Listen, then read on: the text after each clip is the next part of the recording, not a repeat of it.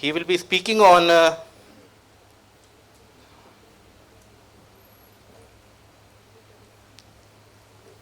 the radiocarbon in foraminifera to elucidate ocean ventilation on glacial-interglacial time scale. Thank you, Dr. Khare. Kindly adhere to the time because you are the special guest, so I will not interfere. But okay. It's a Yeah, thank you, Dr. Khare, and a very good afternoon and good evening to everyone out here. And basically, this is my second attendance at ICMS. The first one being with Dr. Nigam as a volunteer way back in 97 or 98, I think that was, if I remember it correctly. And I'm really grateful to the organizers as well as the convener for this kind invitation to deliver a keynote address over here. So as you see from my topic, it's radiocarbon in foraminifera to elucidate ocean ventilation on glacial-interglacial scales. So everybody has spoken on foraminifera, and radiocarbon itself is nothing new. It has been going on for past so many decades. And the 80s have seen a lot of radiocarbon work to use as tracer in water masses. And of course, in foraminifera, it has been used for dating purposes, which is very important part of dating a sediment core before you begin with the other analysis and put it in perspective of the age. So second term over here is ventilation. Just back to the first one. Second term here is ventilation. So by ventilation, we would mean that a parcel, which is a water parcel in contact with the atmosphere, a new water parcel is taken into the deep interior of the ocean at the position where the water which is existing is very old. So that ventilates the deep ocean. So by that, we mean ventilation on those bases. So next slide, please. Yeah, so this is the structure of my talk basically. We will see about carbon dioxide as our chair already mentioned about global warming and carbon dioxide. It's very important that carbon dioxide and its relation to its variability related to the ocean circulation. And then we see how radiocarbon is used to understand this circulation process ventilation. Then if you want to look at the past, we'll look at the radiocarbon in foraminifera, looking at examples from the Atlantic Pacific, and the Indian Ocean, and some, just to touch upon some studies that we are carrying out in the Indian Ocean, just beginning with actually. So next slide, please. Is there a pointer? Okay. Yeah, so this is a basic, you would have seen this at so many places. This is a carbon dioxide. You see age on the scale over here versus carbon dioxide, and carbon dioxide has varied in the past, and these are 8 cycles over here of variation. This is note from the ice cores, Antarctic ice cores, and this is varied within narrow bounds of like 180 to 280 ppmv. And this also is well correlated with the temperature change from Antarctica. And one reason which is thought, because of this correlation, it is thought that the Southern Ocean is very important in modulating these changes, so that ocean becomes very important in modulating the carbon dioxide changes. And I just put up here in perspective of carbon dioxide and warming, I just put up this study of ours which gives a warming over Antarctica over the past century of 1 degree centigrade. So this was done way back in 2010. Next slide. So when carbon dioxide gets in contact with the seawater, it reacts with seawater basically to form bicarbonic acid, which dissociates into bicarbonate and carbonate. Now carbonate ions are very important in forming the, used up by planktonic calcifying organisms like foraminifera to form their test along with calcium. And here also hydrogen ions are released, so more CO2 into the system makes it acidic, but then the species like bicarbonate and carbonate, the balance between them buffers the seawater pH within a narrow range. Next slide. So now what is important here is the thermohaline circulation. We have seen this already in the earlier presentations. The thermohaline circulation is deep water forming somewhere in the North Atlantic and around Antarctica. And these waters, waters formed freshly, move along the ocean floors into the Indian and into the Pacific Oceans. And there are places where they upwell also. And as they move along, they carry respired carbon dioxide. So more and more carbon dioxide is collected along the way through their path. And this is also acted upon by the biological pump, where more organic matter is pumped into the system, and there's more carbon dioxide which is carried through the whole system. So this takes around 1,500 years roughly for the whole cycle, but there's more and more carbon dioxide into the system. But whenever there is any upwelling, this CO2 is released to the atmosphere. So what happens here is carbon dioxide is negatively related to the carbonate ion. So if you see here, this is a figure of around 3,500 depths, water depth in the oceans. You see the Atlantic, Indian, and Pacific. And because of the collection of carbon dioxide along the way, we see that the carbonate ion concentration keeps on decreasing, highest being in the North Atlantic, and by the time we reach the Pacific, it has the lowest carbonate ion concentrations. Next slide. So I've just given a slide. It's a very basic thing. The different isotopes of carbon, 12, 13, and 14. 14 is radioactive, basically because of the different neutrons. You have a different masses over here. And so what happens in the atmosphere is basically the cosmic rays acting upon atmospheric nitrogen, and the neutrons which hit them, there is a proton given out, and what is formed is 14 carbon, which is radioactive. And this 14 carbon oxidized to carbon dioxide is taken up by the biosphere and as well as by the sea by air-sea exchange as well as through photosynthesis.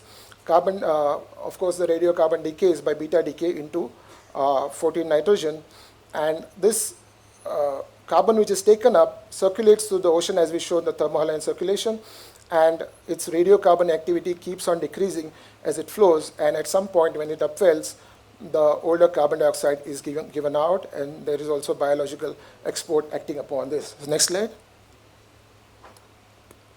So I just put this to understand that there is radiocarbon decay, which and the half-life is 5,730 years. So after every this much of period, there is a decrease into half of the original 14 carbon till everything is exhausted, and therefore the practical limit for dating is somewhere around 30,000, 27,000 years. Next slide. Yeah, so this is just a simplified process of what happens when you take a sediment core. So now when we are obtaining ventilation ages here, the method here is that we are taking from the same sample of the from the sediment core, we are taking planktic as well as the benthic forams, and then we are measuring the radiocarbon in this, and we are subtracting. So the idea being that the planktic foram is more in the equilibrium with the atmosphere, and the benthic is kept away from the atmosphere. It is down, and therefore it is in sort of equilibrium with the older water masses. So when we do a difference in this, we get our ventilation age. So when we have a larger ventilation age, that means the water mass has been stored away from the atmosphere for a very long time, and the vice versa for the lesser ventilation ages. This is a picture of the AMS, accelerator mass spectrometer, and then the basic kind of radioactive calculation here. This is radiocarbon activity, where you do a correction with stable isotopes, delta 13C, which is a ratio for 13/12 carbon. And of course, that has been measured with respect to 14 carbon to 12 carbon, and with respect to a standard like oxalic acid. So this is the whole process, and what we plot last is the radiocarbon activity, or the B minus P, versus the age. So there are different methods how this is done. One is done by subtraction of benthic minus planktic. That is one method. Second is they do benthic minus the atmospheric carbon, because you have a atmospheric radiocarbon record. Or there is another method where you which is called projection ages, where you track backwards from where that benthic foraminifera must have, the water mass coming here, it must have come from some different region, not from where the planktic foram came. So there is a difference between from where the planktic foram came as well as from the benthic foram came, and that difference is used to do the back calculations. So that's how it is, and go to the next slide. Yeah, so this is how more and more studies are going on this aspect now. Now if you see, this is INT-Cal4 calibration curve. This is atmospheric radiocarbon activity, you see in dark blue, and this is time 0 to 25,000 years. What is here shaded is basically what is calculated as expected radiocarbon activity. It is calculated from solar intensity from paleomagnetic intensities, and this is what is expected versus this is what is actually measured from tree rings, from corals, from warped sediments. What we see here, what is interesting is, though this is a bad news for dating, because dating you would expect that the radiocarbon production in the atmosphere is happening at a constant rate.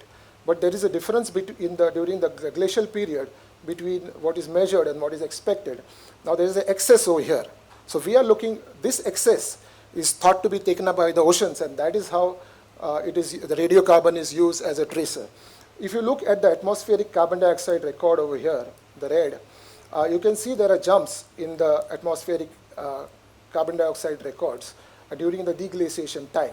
So at this time, actually there is this CO2 which was added from the oceans to the atmosphere, and that is where this radiocarbon activity, because you have old carbon in the oceans and which was given out to the atmosphere, that is where this activity came to normal over here from the excess.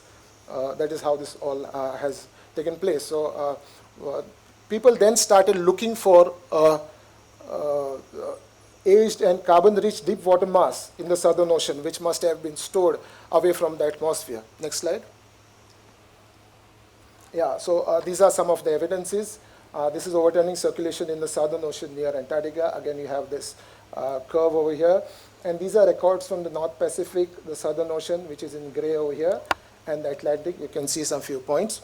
Okay, so they found that, yes, there was you can see that ventilation ages are high over here. That means there was a water mass which was old and was stored deep away into the interior of the ocean.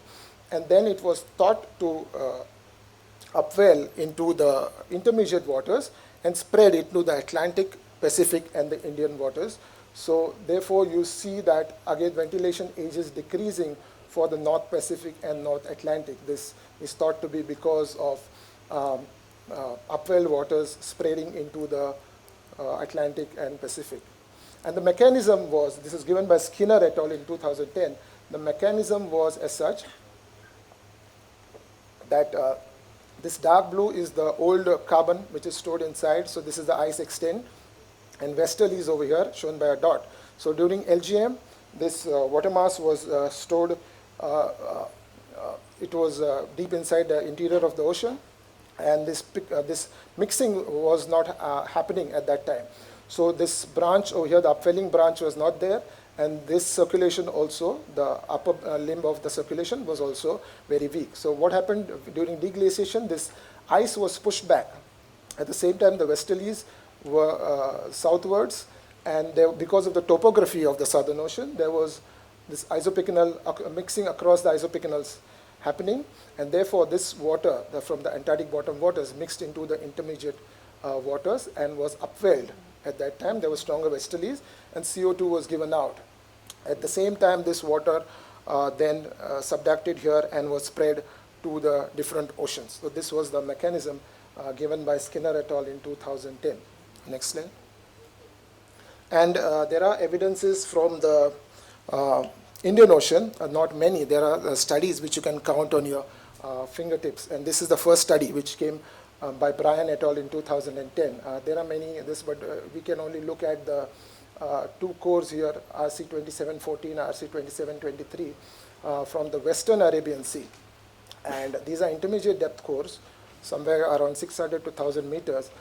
We see that basically, as seen in the earlier records, there is a increase in ventilation age or a decreased radiocarbon activity during the HS1 and the YD. And the mechanism thought over here was similar what Skinner had given, that these waters which came here were upwelled from the Southern Ocean. Now, latest studies by Bharti et al. In 2022, this is the EPSL paper, and these are two sediment cores which came, one from the Central Indian Ocean and another from the Southern Bay of Bengal. And both these show coherent kind of ventilation ages, which increase ventilation during the HS1 and the HS2, but we don't see a similar kind of younger dryas increased ventilation over here. And basically they thought that this is because the Central Indian Ocean was well isolated from well ventilated North Atlantic source deep waters during the last glacial, and during HS2 and 1. Next slide, please. So almost coming to the end of it is what we observed in the Indian Ocean was, this is a paper which came in 2015, is a large peak of PCO2, large CO2 coming to the surface around here, around 14 to 15 kiloyears. And this matched very well with the Pacific record of Eastern Equatorial Pacific record, where they called that this was a source, Pacific was a source of CO2 to the atmosphere. And similar thing happened here. And Shuttleworth lately in 2021 has compiled, this was based on boron isotopes again. Shuttleworth compiled all the boron isotopic records throughout the world oceans. You can see only one at that time over here. This is the Eastern Arabian Sea. And looking at this peak throughout the world oceans, and what he noted is this kind of a peak is seen in the cores from the Pacific over here. And the reason is not known exactly as compared to others where you see during the HS1, we see it here. So this is one motivation for studying the northern Indian Ocean from our side. There will be many other factors, but what we are looking into, because the Indian Ocean is least studied and we are looking into this. So there are bottom water carbonate ion what we looked at, and we see that during this time, the bottom water carbonate ion also increased. This was a work of my PhD student, Smita. And so we went to radiocarbon on this course, and this is an ongoing study right now. And you'll be seeing a poster by Nisha Kumari on this aspect, where you'll see the actual results from the Indian Ocean, and this is in the intermediate and deeper waters. Next slide. So to summarize it all, radiocarbon is particularly useful tool for geosciences. Of course, we know in dating, but also as a tracer in ocean ventilation, and more, you've seen there are very less studies in the Indian Ocean. The use of radiocarbon as a dating tool is severely limited by past radiocarbon production changes, because we have seen there's fluctuation in the atmospheric radiocarbon production. Past changes in the exchange rate between various Earth surface reservoirs, mainly the oceans, and variability within the reservoirs, such as ocean in particular. Then marine radiocarbon maintains an intimate link with ocean atmosphere carbon partitioning, and therefore the ocean's potential role in atmospheric CO2 change. So this helps us to actually trace this water masses and all. Radiocarbon results support for a role of ocean ventilation in CO2 drawdown at the LGM. Existing marine radiocarbon data suggests the ocean's role in atmospheric CO2 rise across the last deglaciation, what you have seen the evidence is. And the Indian basin stand out as a major observational gap to fill. Yeah, so that comes to the end of my talk, and these are the acknowledgements here, and basically the clock, the radiocarbon, the foraminifera as a clock over here. So I finish with that. Thank you so much. Thank you, Dr. Naik. The presentation is open to floor for observations. You can take one or two questions before we beg for the tea.